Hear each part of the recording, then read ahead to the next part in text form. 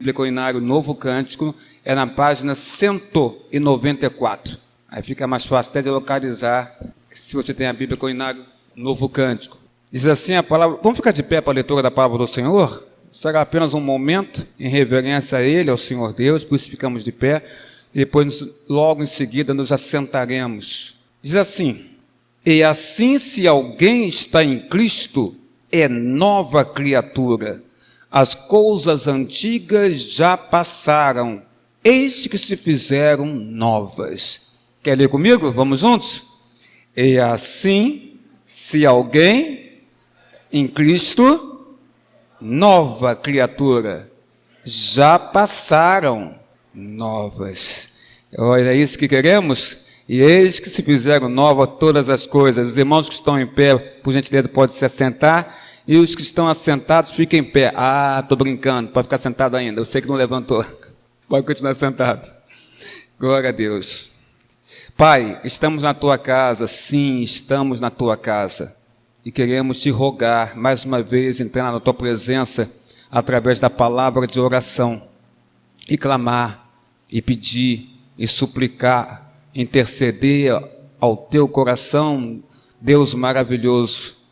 Que o Senhor ilumine com o teu Espírito Santo a todas as pessoas que aqui estão, os amigos, amigas, irmãos e irmãs que adentraram ao templo, que estão aqui na nave do templo, que estão na galeria da igreja, que estão na parte de baixo, Senhor Deus, que estão em pé ou estão a serviço no plantão, ou que estão assentados, que o Senhor ilumine a todos com o teu Espírito Santo. Mas não nos esquecemos daqueles que assistem, participam do culto em casa, pela transmissão, Senhor Deus, da página no Facebook da igreja.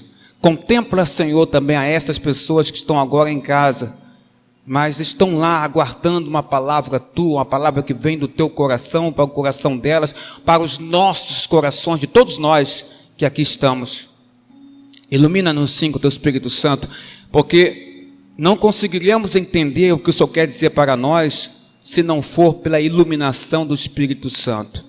Age, Senhor, opera, Senhor, opera neste lugar, opera no nosso viver, opera na nossa vida, opera no nosso coração. Ó Pai, traga para nós a tua voz, precisamos ouvir a tua voz, precisamos entender o que o Senhor quer nos dizer, Senhor, e só entendemos quando o teu Espírito Santo nos ilumina a mente, o coração e a nossa alma. Em o nome de Jesus, nós oramos agora e para todo sempre. Amém, amém e amém, Senhor nosso Deus.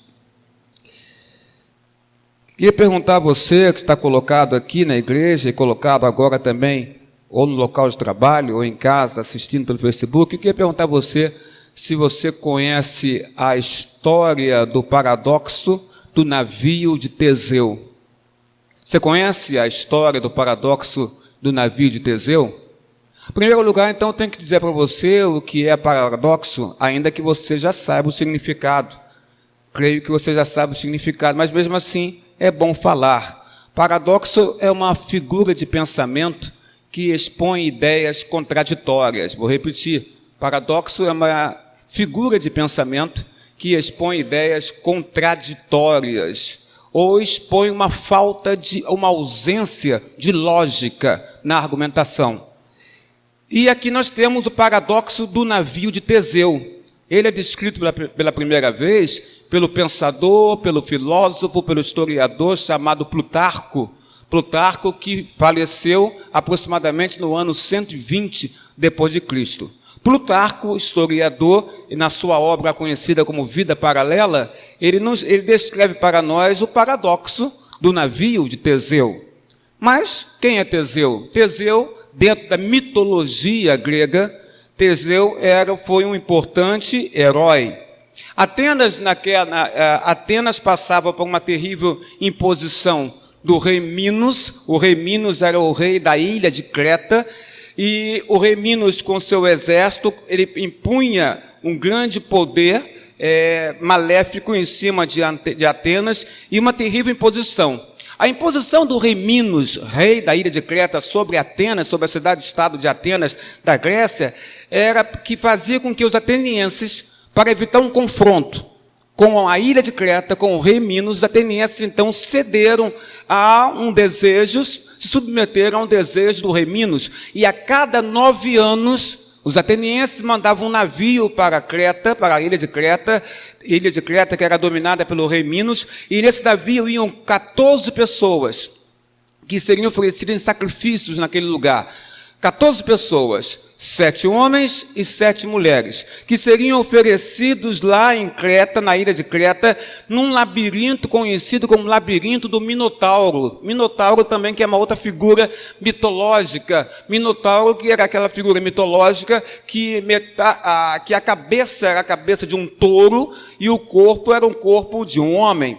No labirinto do Minotauro, então, aquelas 14 pessoas de 9 anos, Atenas mandava um navio, entregava essas pessoas em sacrifício, e naquele labirinto, o Minotauro, então, caçava esses 7 homens, essas 7 mulheres, e que servia para aquela criatura horrenda como alimento para ele, para o Minotauro.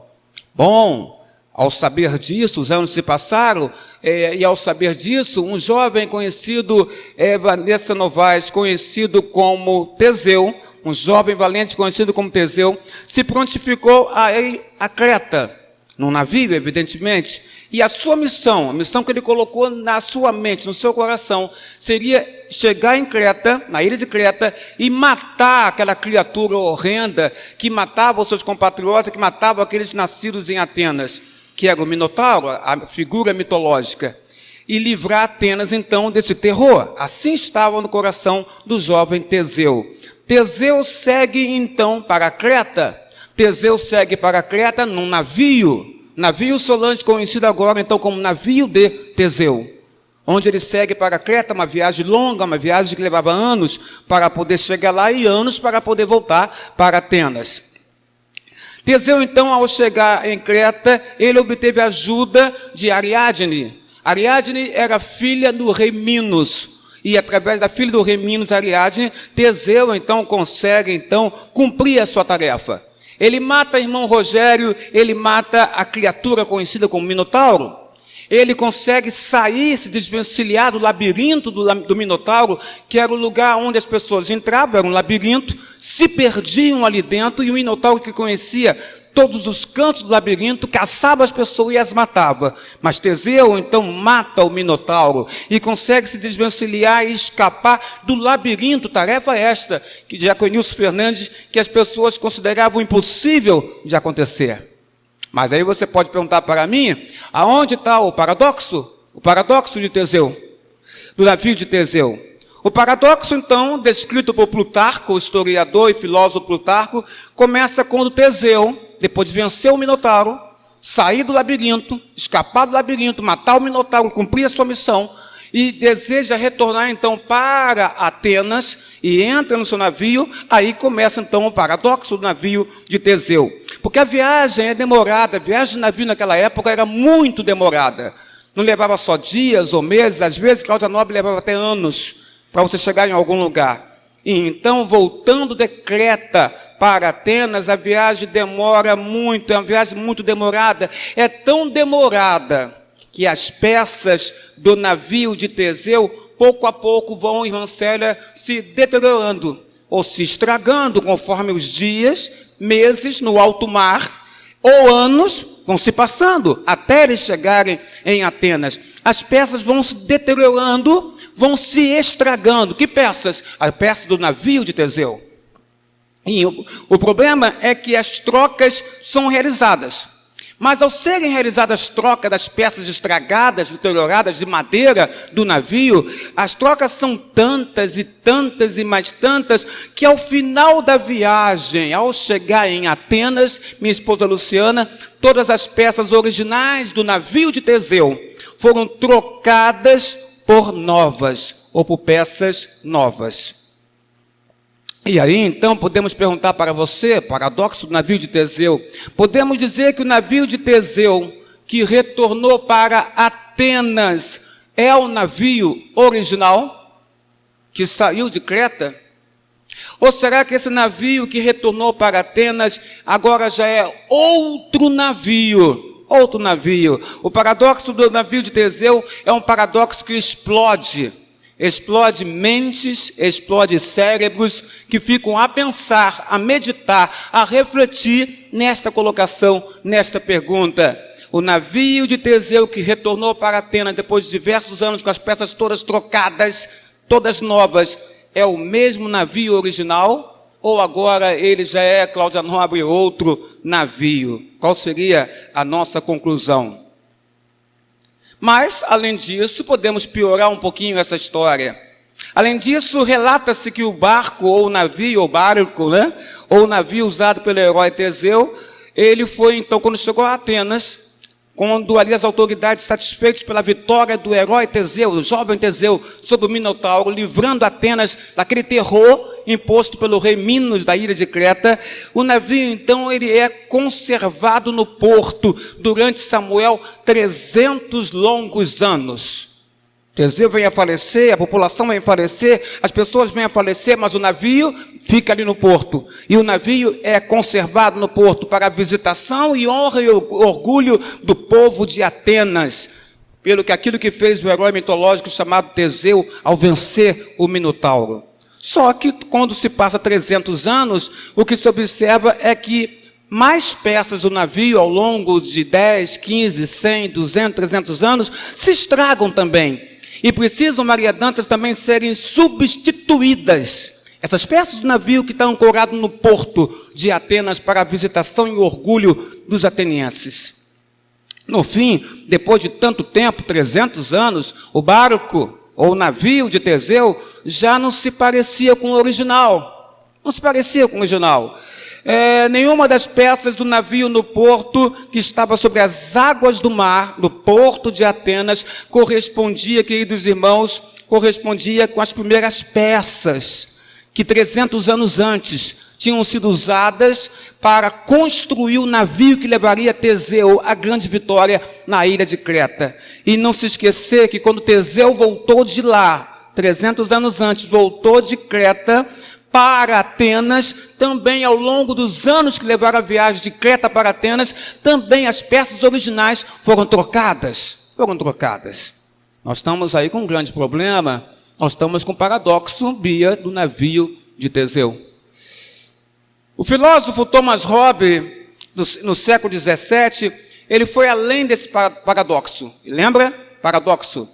Figura de pensamento que expõe ideias contraditórias, ou que expõe algo que não é lógico.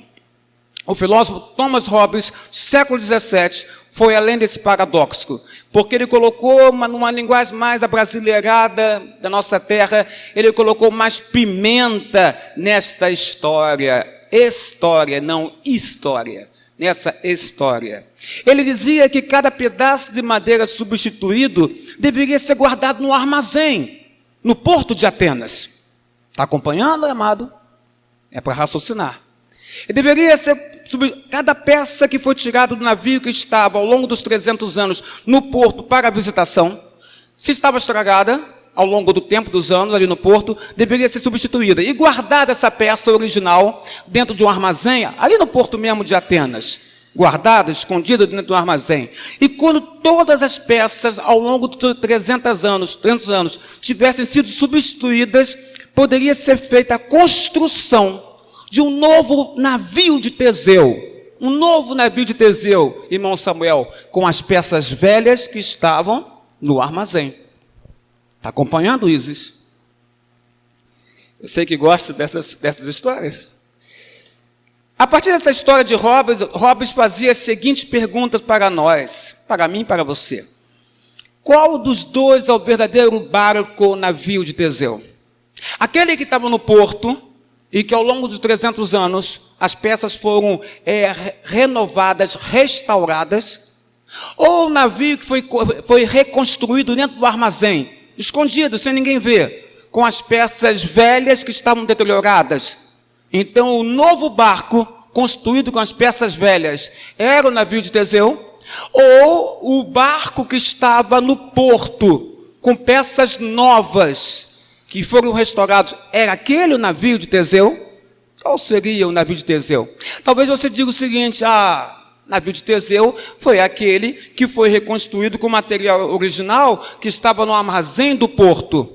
Aí eu quero lembrar você, algo que já falei aqui agora, quando Teseu voltou de Creta, as peças do navio se deterioraram, e Teseu teve que trocar todas as peças. Se Teseu tivesse vivo nessa época, depois de 300 anos, para responder essa pergunta, é do armazém, que é o verdadeiro navio de Teseu, ou é aquele que está no porto, que é o seu verdadeiro navio? O que ele responderia se você dissesse: Teseu, o seu navio é o que está no armazém? Porque foram as peças estragadas, que foram recolhidas, guardadas e reconstruído o navio dentro do armazém. Será que Teseu concordaria com isso, pensaria desta forma? Porque para Teseu, o seu navio na viagem de volta para Atenas, ele não foi substituído, mas foi renovado. Quando ele via uma peça ruim, e ele mandava que se tirasse aquela peça e colocasse uma peça nova. Para Teseu, então, o seu navio não foi substituído, mas foi renovado. Talvez ele não concordasse com você, que o navio dele era o que estava no armazém. Mas o mesmo paradoxo pode ser aplicado a nós. A identidade humana é a identidade humana. E podemos observar isso da seguinte forma: o filósofo Heráclito se posicionou sobre esse assunto com uma declaração que chegou a ficar famosa, tanto é que eu tenho ela aqui. Heráclito disse o seguinte, sobre a questão de nós termos do homem ter uma identidade estável ou não, ou ela pode se mudar. Heráclito disse o seguinte: nenhum homem pode cruzar o mesmo rio duas vezes, pois nem o homem e nem as águas dos rios na segunda vez serão os mesmos. E essa é uma grande verdade, irmã Célia. Quando você passa num rio, as águas estão passando por ali, e você voltar no dia seguinte, as águas serão outras. Porque aquelas que passaram com você no dia anterior já se foram. E agora são novas águas que estão passando por aquele rio. Mas o rio continua sendo o mesmo, continua tendo o mesmo nome, mas as águas são diferentes. E da mesma forma, Heráclito coloca que esse homem que passa pela segunda vez no mesmo rio, também não é o mesmo. Talvez pastor Marcelo Ferreira e irmã Margarete, porque esse homem se modificou. Agora ele pensa diferente, ou ele age diferente, coisas mudaram na vida dele. Então ele não é mais o mesmo homem que passou pela primeira vez no rio. Agora já está diferente. Aqui nós temos o paradoxo também, irmãos. E continuando dentro dessa linha, quando nós nos olhamos no espelho, e os anos passam, e você se olha no espelho ao longo dos anos, nós não vemos a mesma pessoa, porque nós envelhecemos. E a imagem que nós tínhamos há 10 anos atrás, há 15 anos atrás, há 30 anos atrás, no espelho do vosso banheiro ou do vosso quarto, agora quando você se olha novamente, Samuel, você vê que agora você está diferente de quando você tinha 15 anos, 10 anos. Você vê a diferença, e verá também daqui a 30, 40 anos. Então a gente observa a diferença em nós, quando nos olhamos no espelho. Pois a aparência física, ela muda. Se alguém se converte a Cristo Jesus pela ação do Espírito Santo, pela ação clara, inequívoca do Espírito Santo, e essa pessoa tem a sua vida transformada, irmãos, transformada completamente por Deus, esse alguém continua sendo a mesma pessoa, ou ela passa a ser uma pessoa, João, completamente diferente? Se ela foi transformada pela ação clara e inequívoca do Espírito Santo no seu coração, promovendo no coração dela uma metanoia, no qual o Espírito Santo faz ela olhar para Cristo, e ela enxerga Cristo como seu Salvador e Senhor, e ocorre a metanoia, a transformação na vida dessa pessoa. A minha pergunta fica para a pessoa da seguinte forma: ela continua sendo a mesma pessoa, ou ela passa a ser uma pessoa completamente diferente a partir de agora da sua conversão? Porque na verdade, irmã Ruth e irmão Rogério, na verdade, ela continua tendo o mesmo nome. Na verdade, ela continua tendo a mesma carteira de identidade, onde o seu nome permanece igual. Não houve mudança no seu nome. Ela continua tendo os mesmos documentos que ela tinha antes da conversão a Cristo Jesus. E às vezes ela continua morando na mesma casa pós-conversão. Não mudou nem da casa. Mas quando existe uma conversão verdadeira ao cristianismo, de forma verdadeira, e não uma conversão imposta pelo Estado, ou não uma conversão imposta pela família, e vou explicar isso. Conversão imposta pelo Estado, você pode lembrar do ano 323, quando Constantino era imperador de Roma. E Constantino então declarou que o Império Romano, a partir daquela data, daquele ano, com o decreto que ele estava ali anexando, colocando, o Império Romano passaria a ser agora um Império Cristão. Ele coloca o cristianismo como a religião oficial do Império Romano. E daí nasce a Igreja Católica Apostólica Romana. A partir daí. Substituindo a igreja que nós conhecíamos como a igreja primitiva do Senhor Jesus. Mas quando Constantino ele decreta o cristianismo como religião oficial do Império Romano, no ano 323 depois de Cristo, as nações que estavam sob o domínio de Roma, naquela época, que eram várias, elas dormiram pagãs, adorando seus deuses, e acordaram com a informação que a partir daquele momento, quando eles acordaram, aquela nação dela, que estava debaixo do Império Romano, agora ela era cristã. As pessoas dormiram pagãs e acordaram cristãs. E isso é uma conversão imposta pelo Estado, não é de coração, não é verdadeira, não é conversão produzida pela ação do Espírito Santo na vida de alguém, mas produzida pelo Estado que informa que aquele país agora segue uma determinada religião. E se você é dali, você tem que seguir também. Não é uma conversão imposta, colocada pelo Espírito Santo em nossos corações. A conversão pela família segue essa mesma diretriz, porque a criança nasce numa família que segue uma religião. E os pais fazem ela seguir desde pequeno aquela religião. Mas na religião, na verdade, seguir uma religião, na verdade, tem que ser feita, seguir o cristianismo, na verdade, ocorre quando há conversão verdadeira. Quando você aponta o caminho, você ensina o caminho que a criança deve andar, mas é o Espírito Santo que converte o coração daquele jovem, daquela jovem, para Deus, para Jesus, como Salvador da sua vida. Mas voltando à ideia original, quando existe uma conversão verdadeira ao cristianismo, nós sempre dizemos que a pessoa mudou completamente, não é assim que a gente fala? Tanto é que o versículo bíblico de Paulo, o apóstolo, segunda carta de Paulo aos Coríntios, capítulo 5, verso 17, diz assim: e assim, se alguém está em Cristo, é o que, igreja? É nova criatura. A Bíblia diz isso para nós. Se alguém está em Cristo, ela é nova criatura. As coisas antigas já passaram, eis que se fizeram novas todas as coisas. Então entendemos que a conversão verdadeira é pela ação do Espírito Santo, no coração do homem, da mulher e do jovem, colocando Cristo como Salvador e Senhor e ocorrendo a metanoia neste coração. Entendemos que essa conversão muda completamente o caráter, os hábitos das pessoas, mas não muda os seus documentos.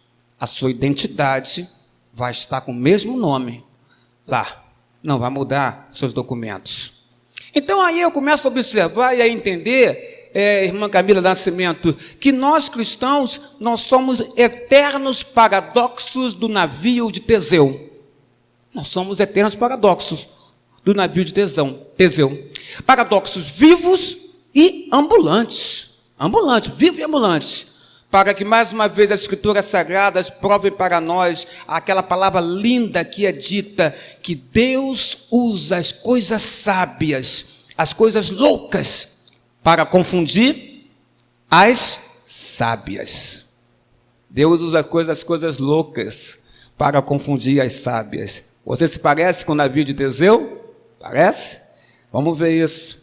A questão aqui, irmão e irmã e querido amigo no Facebook, a questão aqui não é se é o mesmo navio que está no porto, ou se é o mesmo navio de Teseu que está no armazém. Não, a questão aqui não é essa. Ou se é a mesma pessoa que está ali, convertida a Cristo Jesus, ou se é uma outra pessoa. Mas é evidente para nós que um processo de mudança sempre causa um impacto em algo, ou causa um impacto em pessoas.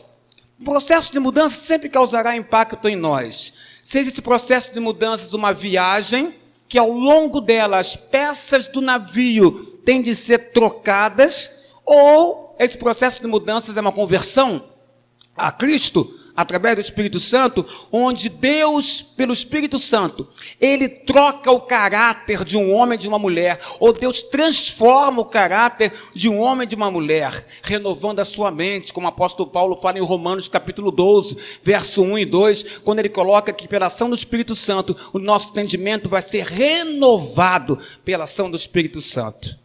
Paulo nos escreve sobre a renovação da mente pela ação do Espírito Santo. E quer saber, a mente, ainda hoje, continua sendo uma peça intrigante na ciência até o dia de hoje.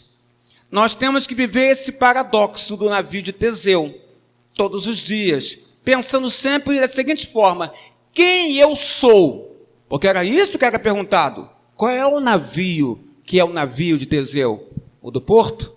Que foi trocado as peças ao longo dos 300 anos para a visitação e adoração dos atenienses pela vitória de Teseu sobre o Minotauro, ou aquele que está no armazém, que é onde foram pegas as peças estragadas e reconstruído dentro do armazém? Qual é o verdadeiro navio de Teseu? Então essa pergunta, quem eu sou, nos lembra o navio de Teseu. Qual era o navio? E agora para você, quem eu sou? Será que eu sou a pessoa que começou esta jornada da minha vida? Eu continuo sendo a mesma pessoa? Quantos anos você tem? Você tem 50 anos? Você então você é a mesma pessoa que começou essa jornada há 50 anos atrás? Ou você se modificou? Você tem 40 anos? Você é a mesma pessoa que começou essa jornada há 40 anos quando você nasceu? Ou você se modificou? Você tem 15 anos, você é a mesma pessoa que começou sua jornada na vida nesta terra há 15 anos atrás, ou já houve mudança dentro de você? Você tem 80, 90, você é a mesma pessoa que começou essa caminhada, essa jornada? Ou você é a pessoa que está caminhando 80, 50, 15, 20, 40, 30, 50 anos, que está caminhando e depois de muitos acontecimentos, você foi modificada de dentro para fora por causa dos muitos acontecimentos. E dentro daquilo que Paulo colocou, você foi mudada de dentro para fora pela ação do Espírito de Deus no vosso coração. Sabe que você é essa pessoa que foi modificada de dentro para fora ao longo da sua vida, quando o Senhor Deus, pela ação do Espírito Santo, te apresentou Jesus como teu Senhor e Salvador? Será? Afinal de contas, quando nós nos convertemos pela ação de Deus em nossas vidas, nós entregamos nossas vidas a Deus. E ao entregarmos, irmã Margarete, nossas vidas a Deus, nós sempre dizemos que a Bíblia diz. O que a gente diz? Olha, que não sou eu mais que vivo em mim, mas que Cristo é que vive em mim. Então não sou mais eu. Quem é você, Carlos Peixoto? Você é Carlos Peixoto ou Cristo que vive em você? Quem somos nós? Quem somos nós? Verificamos essa mudança completa, por dentro e por fora, através de Mateus 5, verso 39. Dá uma olhadinha na Bíblia Sagrada em Mateus 5, verso 39, você vai entender.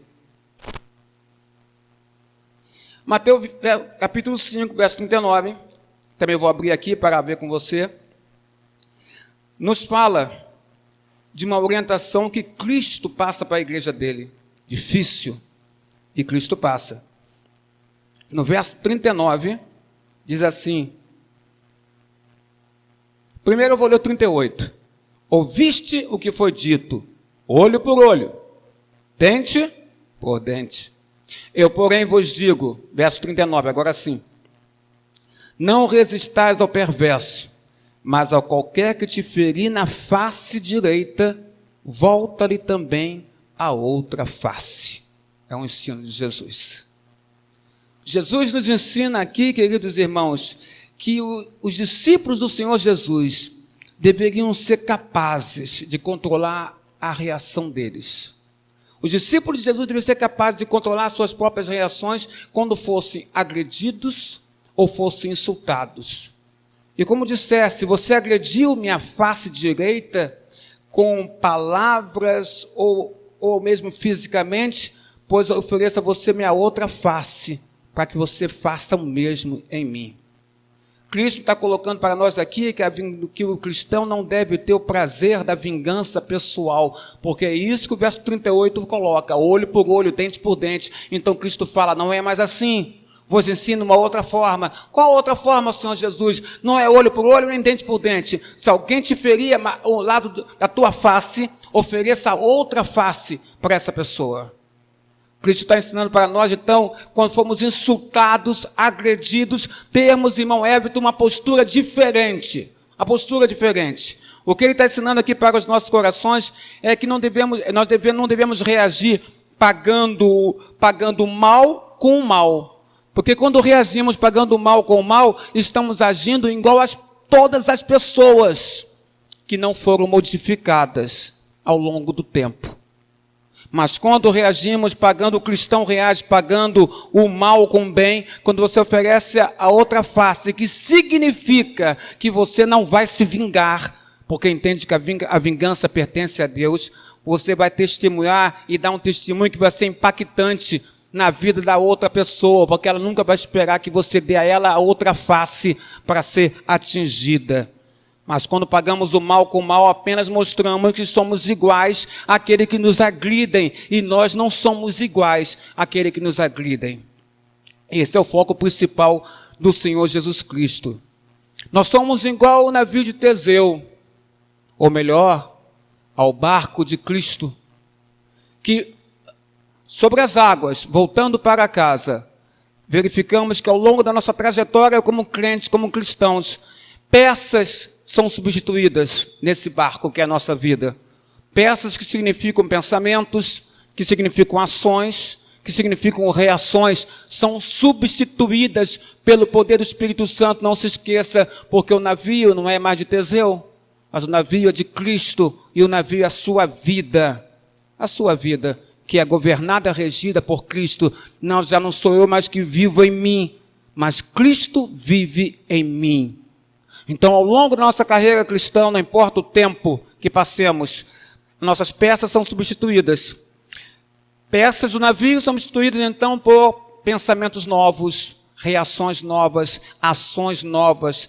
Nosso caráter, nossa maneira de ser, nossa maneira de falar, nossa maneira de agir, nossa maneira de pensar, nossa maneira de reagir, são modificadas pela ação do Espírito Santo, a tal ponto que conseguimos sim dar outra face, mostrando que não queremos vingança contra ninguém. O cristão não deve ter no coração um sentimento de raiva, nem de ódio, nem para o mal, nem de vingança. Ele sabe que a vingança pertence ao Senhor dele, e na hora apropriada o Senhor dele promoverá essa vingança, a hora que ele quiser. Nós não podemos querer abraçar a vingança como sendo algo nosso, mas aprendemos com Jesus que o nosso navio tem que ser modificado. Porque na verdade não queremos chegar no porto de Atenas, como chegou o navio de Teseu.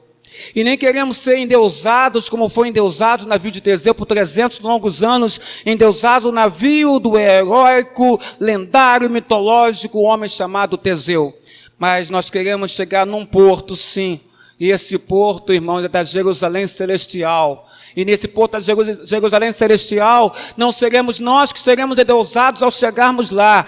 Mas ao chegarmos lá, quem será endeusado, ou em outra palavra, adorado, é o nosso Senhor, que nos guiou o tempo inteiro para o porto da cidade celestial, que é Jerusalém. Por isso, queridos irmãos, somos modificados sim ao longo do tempo. Temos que ser modificados sim ao longo do tempo. Não devemos aceitar sermos os mesmos de tempos atrás. Nossas peças têm que ser modificadas, renovadas pelo Espírito Santo de Deus nas nossas vidas. Para que cada ano que passe, você se aproxime mais de Deus, tenha mais intimidade com o Senhor, tenha mais comunhão com o Senhor, torne-se mais um homem e uma mulher mais santo diante de Deus, até chegarmos no dia, irmãos, da nossa recompensa final, quando estaremos com Deus na cidade celestial, ou no porto celestial de Jerusalém, para os nossos corações.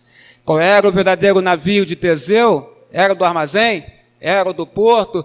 Essa é uma discussão filosófica que até hoje ninguém sabe dizer qual era o verdadeiro navio. Mas eu sei dizer que no navio de Cristo, que é as nossas vidas, eu sei dizer, nós somos homens e mulheres que continuamos com o mesmo nome, mas que somos inteiramente transformados pelo Espírito Santo de Deus nos nossos corações. Que Deus te abençoe em o nome de Jesus.